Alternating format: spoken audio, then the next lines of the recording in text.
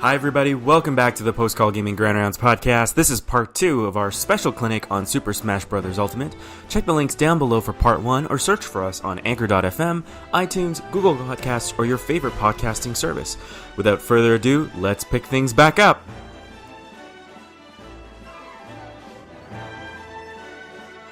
So I think that was fun. It's always fun to talk a little bit about who's going to be the DLC, who's going to be the characters. I think it's one of those fun things about Smash, is dreaming about who else they can add to the cast. It's time to dig into the meat and potatoes of this podcast.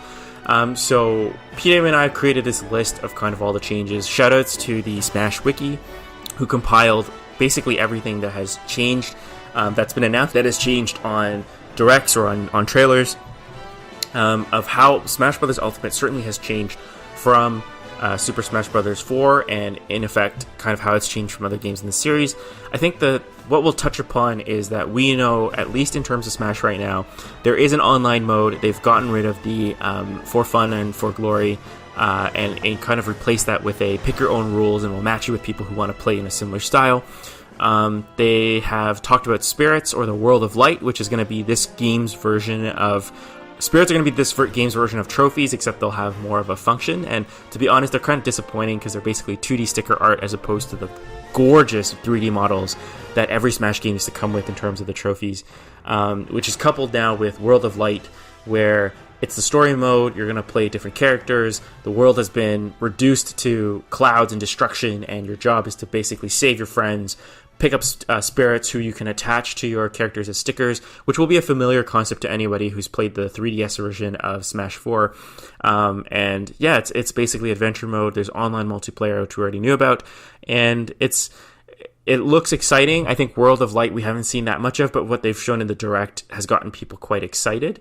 But I want to dig a little deeper than that and start off by saying, what has changed in terms of the way we play this game, and the way, not necessarily how each fighter has been changed, but how we're going to approach even starting this game. So just to start off, PW, if you're looking at the list, I'm just going to highlight where we are in our shared document here. Going over some of the UI menu changes, I think the first thing to talk about is the fact that, kind of following up from Smash 4, now all stages are going to have a battlefield and an Omega form. Thank goodness. And I think this is something people have been asking for a long time. Well, it's just because, especially online, and when people don't have like a local scene and they're trying to learn how to play their characters, they're not always playing on Final Destination. Platforms are a thing. So I think that's an excellent move, and I think that's something that a lot of people are asking, especially after playing 4. I think, I'm personally happy with this change myself, and I think this kind of plays really well with the next change that they've talked about, which is the fact that stage hazards can now be turned off for the very first time.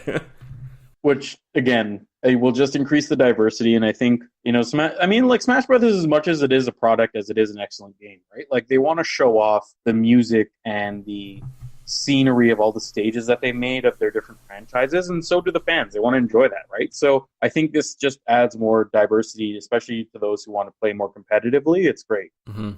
I think the next exciting thing that they've also discussed with the stages is that there's now a new stage morph option, which basically lets players pick 2 stages, and the stage you'll start in one stage, you'll kind of transition into another stage at random or at specified time intervals, which sounds it's not too dissimilar to how some of the Fire Emblem stages worked in Smash Brawl, or in Ultimate, or in Smash 4.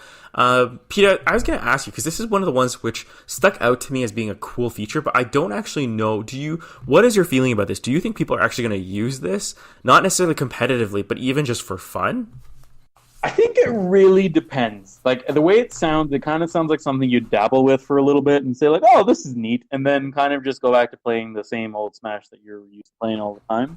Especially given the amount of breadth of stages that they're going to have. I don't know if this is going to be a regular thing, but I think it's definitely something that'd be fun to experiment with, especially when you're playing like more casually with a friend. But again, I think it's a feature. It's something that people can enjoy. I don't think it's necessarily going to be a... Yeah, I agree. I remember seeing the footage for this, and it just stuck out to me. But at the same time, I just remember thinking, like, who's going to use this? Like, where's the fun factor from this? I really couldn't produce one in my mind. Yeah. So moving right along, there's just a couple of UI things now that we were speaking kind of at the in the first part of this podcast about how it really seems like with Smash Ultimate, Sakurai has gone out of his way to make the game more competitive. And one of the things is that in timed matches, characters in the lead who have basically acquired more points by knocking people off the stages will occasionally flash with a gold sparkle, which will kind of indicate to you in a larger group situation who to target, which I think is fantastic for the metagame. There's the fact that now when fighters are knocked off the stage, there's going to be a mini-map, which kind of shows you roughly where they are. Whereas in the past, they kind of use like a GPS, bit of like a magnifying glass, but non-specific way of showing you where characters are, which I think will be interesting. And then the other thing is that multiple characters now have power bars. So whereas in the past, Little Mac in Smash 4 was one who had the power meter that told you when his punch was charged up, a lot of different characters now have additional little bars or markers that kind of give you a sense of where they are. So like one popular example is Cloud now always frequently has a bar that shows you where his limit gauge is at. Pierre, do you think like all of these, how do you feel about all these small little changes? Are they appreciated? Do you think they're giving too much away now to some of the players who are learning the game, like they're making it too easy? Do you think that it's important that the game has features like these? What's your take on this kind of stuff? I mean, I think it's important that the game has features like these, especially for people who are learning characters and also who are playing the game more casually. Like, I'm sure after a while, every Robin player got a feel for when, to break or when they ran out of homes. But it's still a lot of complicated math to do on the fly, and I think having a quick look to just see would be nice. You are giving away some information to your player, like, if the Robin player knows their exact count, but the other player doesn't, then maybe that gives them some sort of strategic advantage that, there's some information that's not fully known to everybody. But I feel like, on the whole, this is a positive change, especially just because, again, when you're thinking about the wide variety of audiences this needs to appeal to and how to learn a character, hopefully this will also encourage some people, to play characters with additional mechanics and not be so intimidated about it, right? Because I think I remember, some of the more, my friends who played the game more casually when they're trying to play Robin and just not really understanding that, there's a limit to this and asking real justified questions on, well, if I can catch the sword and throw it, when am I going to know that the sword is going to go away? So I think in a way this will also help, people ease into some of these characters that have additional and hopefully increase the diversity that we see played online. I guess it's interesting because I totally agree with you that I think these are all features that are important to help new players get into the game. I think the one thing that caught my attention was with the way the new minimap works. My first thought and I don't know if it's because I've played 64 for so long, anyone who's played Smash knows Ness is the most evil little boy in the history of this franchise, along with his brother Lucas, or his relative Lucas. And I say this because Up B in 64 does the little Thunder Chaser thing. I don't know, I think Psy Thunder is the official name. And I think it's interesting because you can tell you're playing a new Smash player when they're using Ness and you fly off the screen and they do the Up B and they're just randomly waggling the thunder around trying to catch you as you're making your way back to the stage. And it's almost like with the minimap, it's going to be like, oh, I wonder if with novice Smash players, they're not going to be better able to, find me and hit me with this thunder thing is the first thought that I had when I saw this feature. But I totally agree with you. You never know. Maybe it'll grant some unintentional buffs. To characters who edge guard by not even, by flailing around. Yeah. So in kind of like a feature nobody asked for, but is really cool, Sakurai had announced that the way that the Switch can now handle the music, I think is over 900 tracks of music in this game, is that you can now, with the sound test, basically use your Switch like the hugest, ugliest iPod you've ever owned, turn the game on, play some music from the game, turn the screen off, and it will continue playing music through your earphones, which is...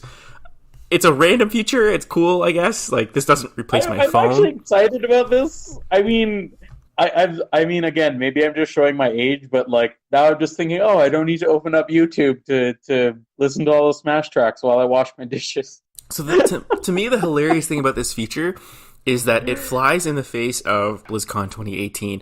One of the controversial statements one of the developers made was when they announced that the latest Diablo is going to be mobile only, the developer kind of, pointedly and rudely asked out loud, don't you all have phones?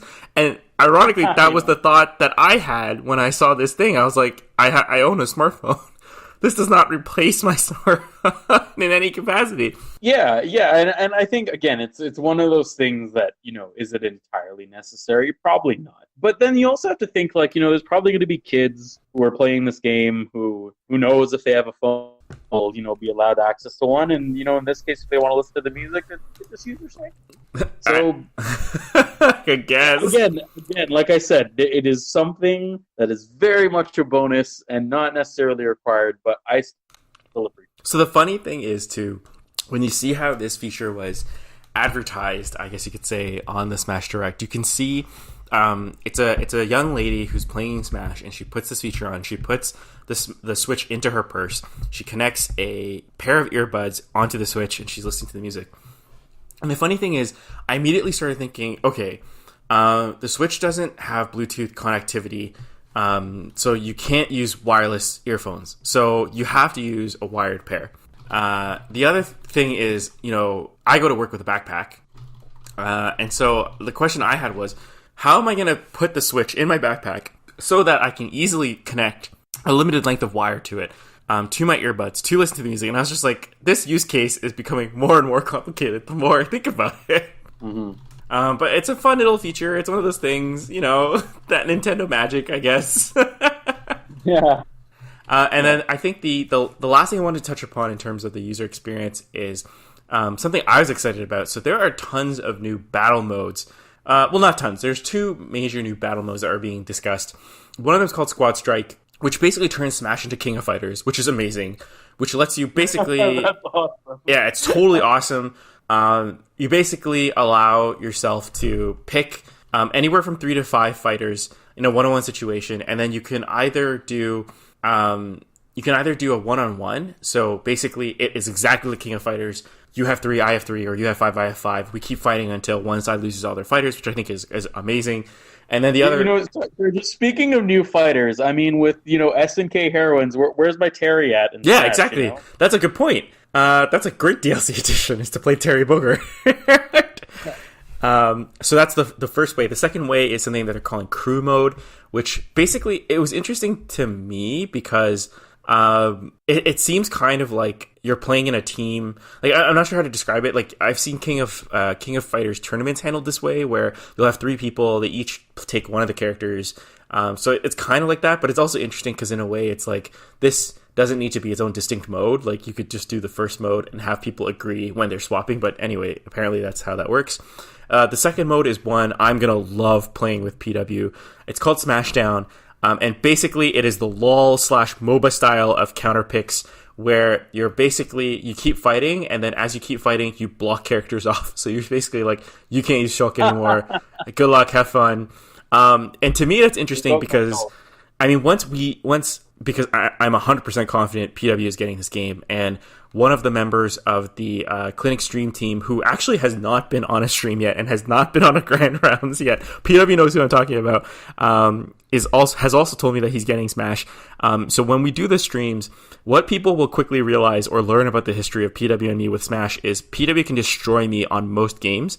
But I am the type of person that plays every character enough so that when I find the character he's really uncomfortable with, I can sneak a couple wins in. So this is basically going to be the mode that we're going to be playing on stream so that I don't look like a complete disaster every time we stream some Smash.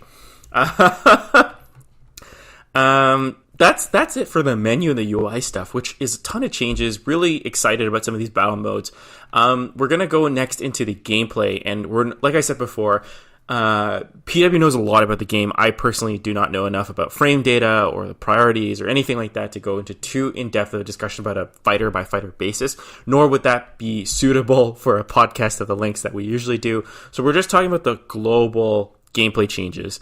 So I think one of the interesting things is Sakurai in one of the directs pretty much showed that with one-on-one fights, they have increased the amount of damage that fighters do to each other when they know that it's only one fighter versus another fighter. And part of the rationale for that was to increase the speed with which games kind of happen, because obviously when it's one-on-one, there's more footsies, there's more zoning, there's more kind of priority of your positioning. And I think the other interesting thing is that there's now more like zooming in, and there's way more dramatic effects. Like they show you stocks, the finishing blows pause the screen and shake, and you see kind of all these special effects. PW, how do you feel about this? Like, do you appreciate that they're purposely now tweaking the game for that one-on-one experience? I think that's an excellent idea. because things just in terms of how the game is played, when you're talking about free for alls versus kind of one versus one, is that there are definitely some characters that you get the sense of like, wow, these people are really made for free for all matches. Just given the amount of damage, but then how slow they are. But when you have multiple people, distracting each other, then how fast your attack comes out, it doesn't really matter. So I think in this case, when you have this damage multiplier, it'll help speed along the matches, but also give some additional power to those who rely very much on power and less speed or less excellent frame data, an advantage. But it'll also give a chance to kind of it'll help differentiate the multiplayer modes and the kind of one versus one modes very well. So I think this is a really good idea, and I think that's something that showed a good amount of insight from I think Sakurai in terms of thinking about how both experiences are similar but different. Yeah, I agree. I think it shows a level of attunement to kind of what the game feels like in different play situations, and I think it is very smart. I also agree with you that it's to me, as a Mega Man main starting since Smash 4, that's a character that's primarily built around, I would say, crowd control. I'm not an expert player, so I know that there are a number of people who do play Mega Man at higher levels. But to me, Mega Man has always been a bit of a, more than one-on-one situation player. And to me, it excites me to see the damage boost because it just means that as a light character like Mega Man who can get thrown around quite a bit, it means I don't have to do as much damage as I would need to do in the past to get to a stage where I'm finally knocking people back. I'm finally getting into more of a rhythm that is more comfortable to play. So I am excited to see that as well. Another thing that was mentioned is that rage now only becomes noticeable when damage percentages for characters reach 120% or above, which is fantastic. And I think the other interesting thing, I've even highlighted it in our little podcast document here because it was something that stuck out to me. PW, if you haven't read it yet, do you know how perfect guards or perfect shields have now changed in Smash Ultimate? Yeah, it's gone from, like, if I can use the analogy, it's kind of gone from doing like a parry to more of like a just defend. Perfect. So the idea is that, like, in a parry motion, what you do is press the button just several fractions of a second before the attack connects, and then that allows you to perfect shield, which then what that does is kind of eliminate a lot of your character can move faster after shielding, which might be able to let you punish things faster. Now, the problem with that, and sometimes in Smash, especially with how the movement is, in 4 directions, you can change your approaches so quickly. It's very hard to kind of predict something reliably when it happens compared to like a 2D fighter, like Street Fighter, when you know all of the other characters' moves and their range and how you can do it. And it's not really going to change that much because they're just kind of moving back and forth. So the idea of that, because most people know intuitively when you have to shield in order to block something, then this, I think, will reward those players who have really spot-on defense and give them more opportunities to attack. And also really reward those characters that rely on opening, other characters up by being clever about their frame data. Like, I'm just thinking about, like grapplers or ones that are pretty slow. If you can perfect shield a lot of things just by intuitively knowing how to defend because you are a character that needs to, then you are already given so much more benefit of being good at that just because of the system change. Yeah, I agree. I think one of the things as well that kind of speaks to what you were talking about is you're mentioning how, like, with Smash, because there is more use of the Y-axis, like Smash itself is still a 2D fighter, but there is more mobility, there is more emphasis on moving around your opponent. I think one of the interesting things is Smash Ultimate has been announced that in the past when you guarded, opponents that were running towards you could run through you. Like if you were shielded, there was no physical blockade. And I think to accommodate this change to now the use of a just guard as opposed to a parry is that when you run towards a character that's blocking, you now push them. Like there's actually a physical stop. So whereas mix-ups in the game used to involve kind of learning to run past shield characters to bait them to attack and then hitting them from behind, I think this implementation of a physical blockade is a perfect way to kind of balance that so that it's there's a bit more of a predictable algorithmic way to approaching when you want to do a just guard, because in the past I can see where if you use the system in the absence of doing this where you could just run through characters, it would have been completely just something that would have messed with the meta a little too much, and I think this kind of pullback helps balance these changes out a little bit more. Mm-hmm. The other thing, huge thing that I'm really happy with, stamina battle is now finally a part of the standard rules. Thank Sakurai. That's really cool. I'm so tired of having to select that as a special match. That actually sounds like a lot of fun. Exactly. I'm so looking forward to that when we do streams together too. We're gonna have a lot of fun streams, I'm sure. Oh, 100%. And then the last bit going into the gameplay changes that I think might be a little bit more controversial. Thankfully, it's optional, but it's something that was announced with not the most recent, but the one before Direct, I believe. And I don't know if PW, if you've heard about this, but there's now an option. Yeah, the final smash meter. So do you want to describe to people what this is?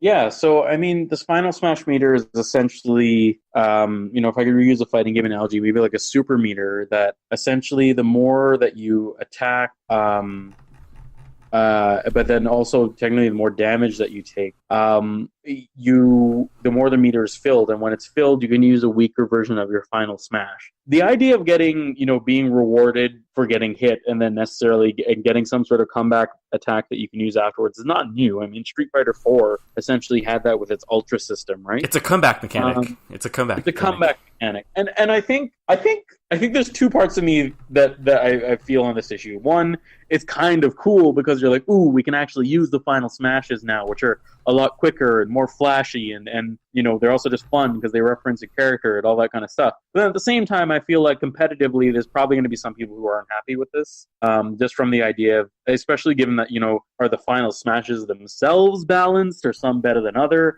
Is that going to be just look to see in the overall balance of the character's strength, or is this going to see, be something extraneous? So I think, it's something I think that remains to be seen what kind of effect that it'll have. I think I definitely want to try some matches with it just to see, how I feel with it and see if it's a fun way to play.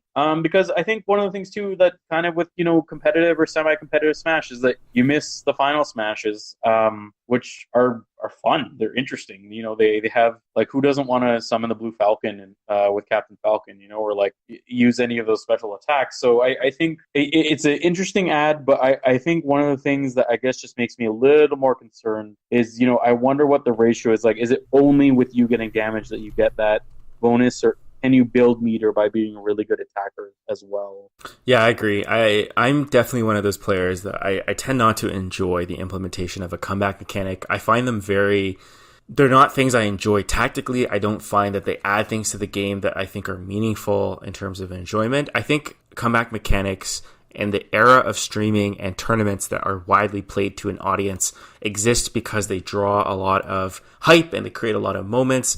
But to me, the things in fighting games that excited me are, like Daigo's, was it Moment 37? Like, that to me is a comeback, but it's not a comeback that's built into the system for doing poorly. Like, Daigo's comeback, infamous comeback in EVO against Justin Wong, where he plays Ken and combo and blockchains, entire string of Chun-Li's super, is amazing because that comeback is completely fabricated through Daigo's skill and knowledge of the game.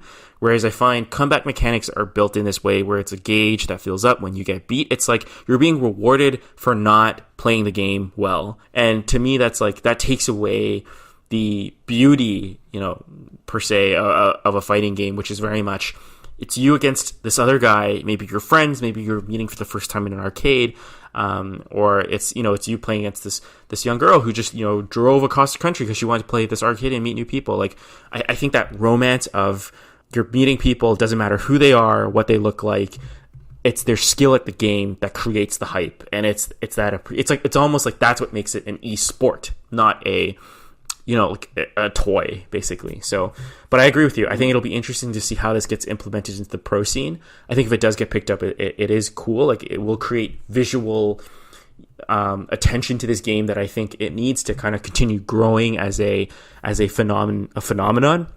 But I'm definitely one of those people that aren't particularly looking forward to it. It'll be kind of interesting to see how it plays out when you, I, and anybody else in the Clinic Stream team kind of show up to play this game together. So certainly something to keep our eyes out for. So to wrap up kind of our hopes for the future, PW, I thought it'd be fun to talk a little bit about World of Light. That's the theme song that we kind of enter into this podcast with. It's the new single-player adventure mode. It's supposed to replace it's supposed to meld all the different adventure modes that we've had so far with a little touch of the Dark Emissary with a little bit of the adventure mode, with a little bit of the classic board that we saw in Smash 4.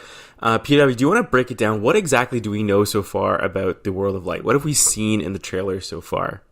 So from what I've seen, there's a variety of different things. It looks a lot like Subspace, if you're familiar with Brawl, but then in some ways, you'll have a chance to venture out to different areas and select where you want to go. There'll also be like power-ups in the form of, I believe they're spirits, but I guess they're going to look like stickers this time that you can use to buff your character. And it sounds, at least from looking at the trailer, it looks like at the start, everybody but Kirby has been consumed by this beam of light that has seemed to have destroyed everybody. So I'm really not sure where the story is going to go from there.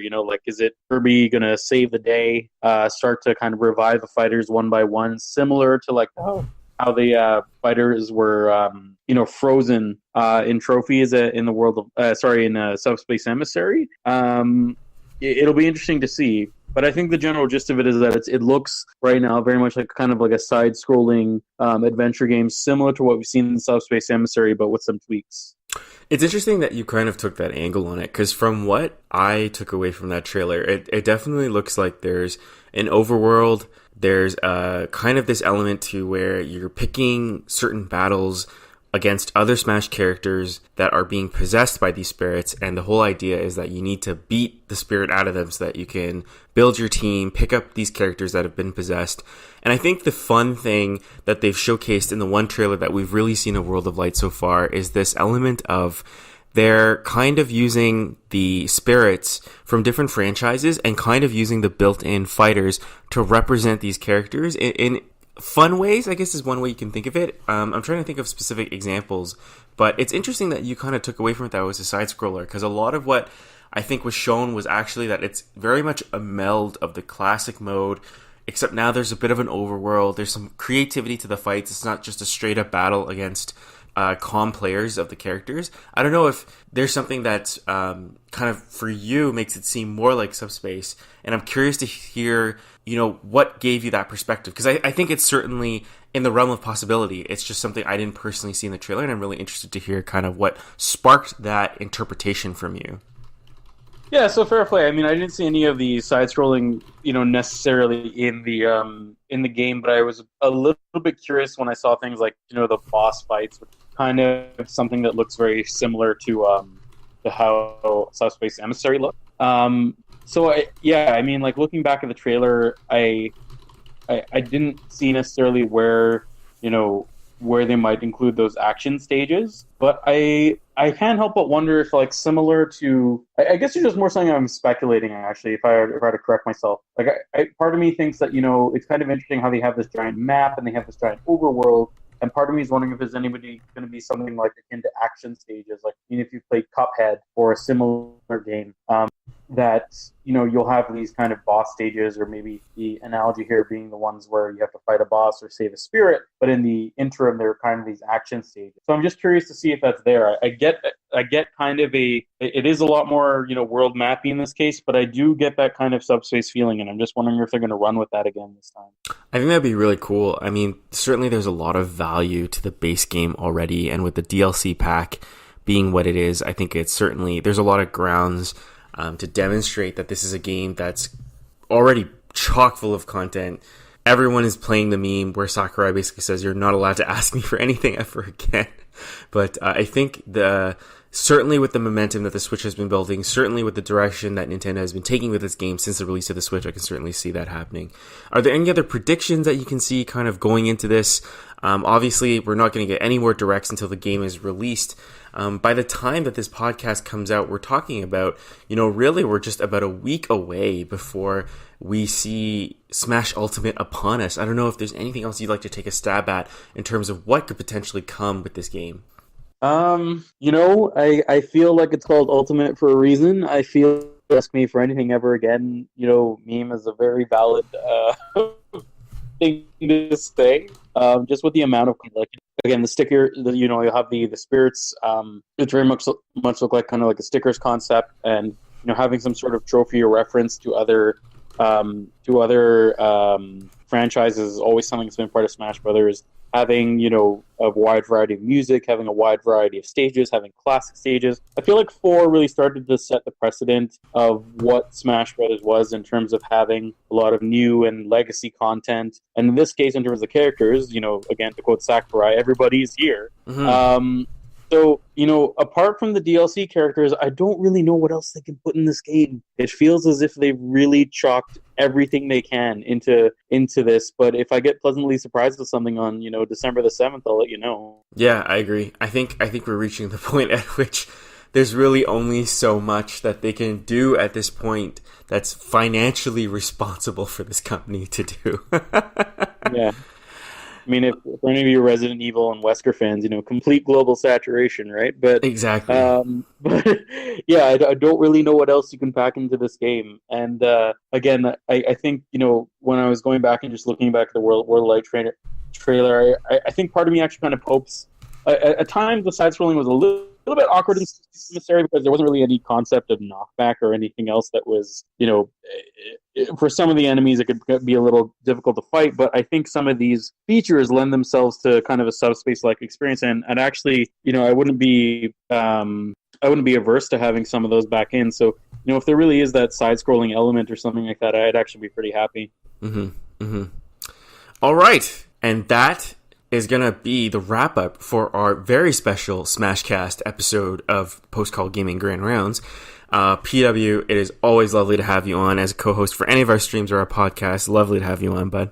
Well, thanks for having me. Before we wrap up, we're going to introduce a new segment that we thought we'd have a little bit fun with. Post Call Gaming we're gonna on the Grand Rounds now gonna have a little bit of a case conference where every once in a while, whenever one of us can think of a good example, we're gonna basically ask one of whoever else is guesting on the podcast or the episode.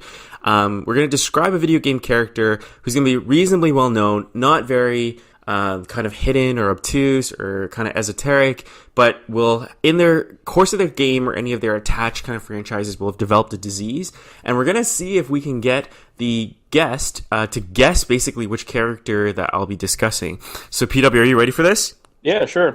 All right, so this is Post Call Gaming Grand Rounds, first ever case conference. I'm going to give you a little bit of a story of kind of who this character is, and then it's up to you to ask questions. You can ask him or her anything about their history of presenting illness or past medical history. No physical exam, obviously, for reasons that is just very difficult to simulate. But any of those questions are fair game. Social history, family history, anything you want to do. And I'll be trying my best to kind of give you enough clues. And after a while, if you give up, you can obviously call your lifeline. Just say that's it. But I think this would be a fun little experiment to see how close we can get. So, PW, I'm going to give you a 21-year-old young man. He is reasonably well known in gaming culture. Pretty much is showing up because he's got a funky rash on his left arm. He's had this rash for a couple of weeks now, and it looks a little bit strange. It's something he's never had before, but he's also starting to notice that it's spreading to other people around him. Go ahead. Oh, man. Okay, well, that's interesting. So, 21-year-old male with a rash, eh? That's right. Pretty well known in the gaming culture. Is he from a fighting game? He has appeared in fighting games. He's appeared in. Okay. Is it a 2D or 3D fighter? It has been primarily 2D fighters. I think he actually has appeared in one 3D fighter, but only one. And is the rash on the back of his hand? It is not on the back of his hand. It is on his. It is on the lateral surface of his. I believe it is his left arm. Left. Is the character in Smash Brothers? The character is in Smash Brothers. Okay.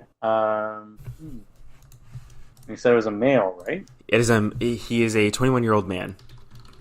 Okay. Is he a sword fighter? He is a sword fighter. Is it? Oh, I haven't played too much of Fates, but I guess I could go through the list. I don't think Marth has a. Do you want to ask any details about the rash? Do you want to ask any details about this rash? Oh, sure, yeah. Let's talk about details about the rash, yeah. So it is a blackish, kind of like a rough skin rash. It's primarily located on the left arm. It doesn't really spread too far, and you're not noticing it elsewhere on the body. Does the character in question have wings? He has been depicted with a wing before. Depicted with it. I mean, Dark Pit always has. And you can also order labs. You can order you can order investigations. And I'll do my best to kind of give you what those results would be. I mean, the only other person I think of is Cloud. Is that your final answer? Let me think about it a little more. Does he wear anything to cover up this rash? He does. Okay. What is it like a bracer? It is like a black cloth. Okay. I'm gonna guess Cloud. That is correct. Okay. Do you know what this rash is? You know what? I can't remember. To be honest with you, it's been such a long time since I played FF7. So I just remember that Cloud wears a bracer, but I can't remember what the rash is. So this is Cloud Strife. The rash in question is, of course, the infamous geostigma from Final Fantasy VII Advent Children. Yeah. This is the disease he was afflicted with throughout the course of the movie. If you had asked me for a biopsy, I would have told you that there were J cells in the biopsy. And that's right, he developed geostigma as a rejection of the Sephiroth gene throughout the course of the movie and is healed after he falls into a pool of the life stream, supposedly summoned by his late love interest, the ever lovely Aerith. Alright, so you got it. Nice job, bud. Use a little bit of meta knowledge there. Meta knowledge there. Alright, that's going to be it tonight for our Smashcast. PW, thank you so much again for showing up on our super special episode. Oh, thanks for having me. If you are listening to us for the first time, we're the Post Call Gaming Stream Clinic team. We are regularly on every Monday to Thursday, 9 p.m. Eastern Time, streaming the games we love, both new and old. If you're watching us anytime on our YouTube archive, you can always find some of our latest reviews, our podcast episodes, as well as our latest streams. If you want to hear more from us, check us out right back here on our bi-weekly podcast, Post Call Gaming Grand Rounds.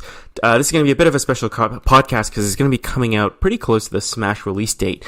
But this is where we regularly talk about the latest gaming industry news, and the Clinic team gives their diagnosis of some of the games that they've been playing. You can always check us out on Anchor.fm, iTunes, Google Podcasts, or any of your favorite podcast service. And as always, follow us on Facebook.com/postcallgaming and Twitter.com/postcallgaming. Let us know what you think. Ask us questions. We'd love to hear from you and have a chat with you guys.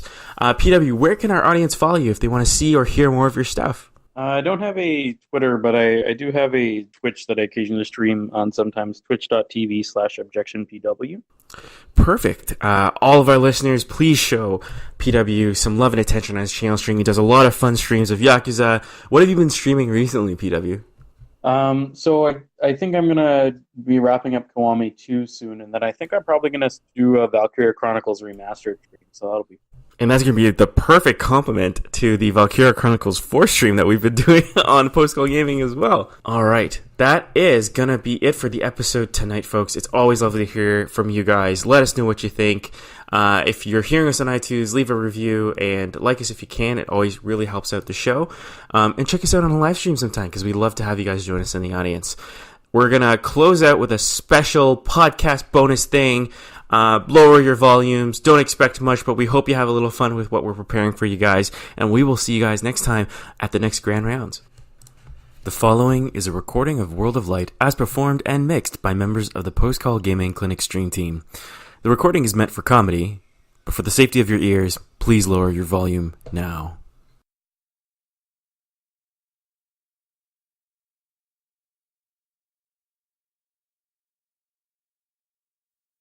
Colors weave into a spire of flame. Distant sparks call to a pastel unnamed. Bear this torch against the cold of the night. Search your soul and reawaken the undying light.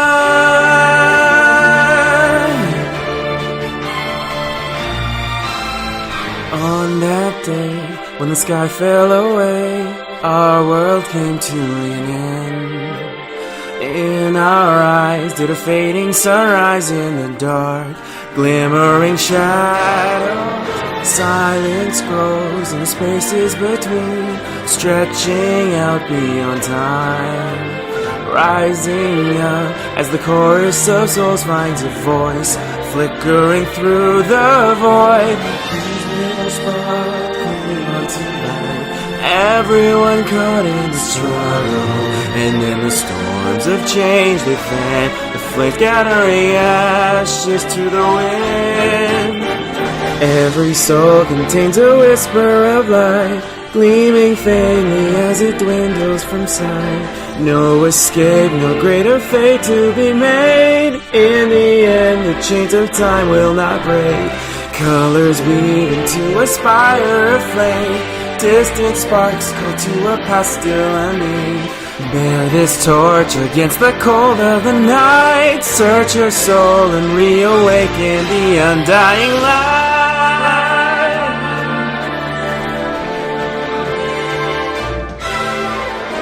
As fate spins a thread without end, new life draws its first breath, blossoming in a soil reclaimed from the past, where destiny holds fast. Here where we stand, hand clenched in hand, everyone caught in the struggle. This is the day we finally find a way stepping into our tomorrow. Every soul contains a whisper of light, growing louder as it calls to unite. From the distance sings a chorus of souls, rising slowly, stirring heat from the cores. Colors weave into a spire of flame. Distant sparks call to a past still unnamed. Bear this torch against the cold of the night. Light will guide you on the way to the ultimate fight.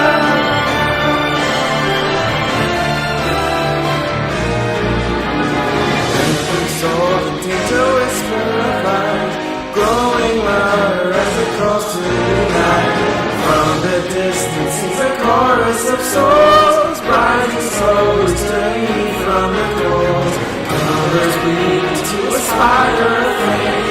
Distant sparks call to a past still unnamed. Bear this torch against the cold of the night. Light will guide you on your way to the ultimate fight.